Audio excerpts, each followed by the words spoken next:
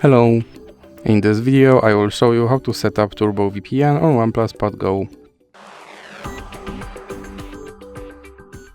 So you have to start by opening your Google Play Store, then click on search bar and type in Turbo VPN and click search. Now you have to select this application and click install.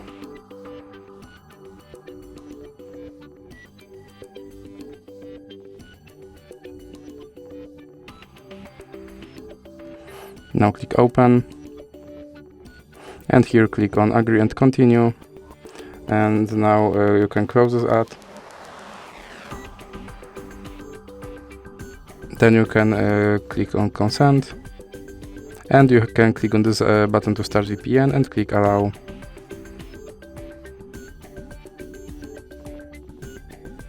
And now you can close this ad. And as you can see, now I'm connected to VPN in United States. So that's it for this video. If you liked it, please remember to leave a like and subscribe.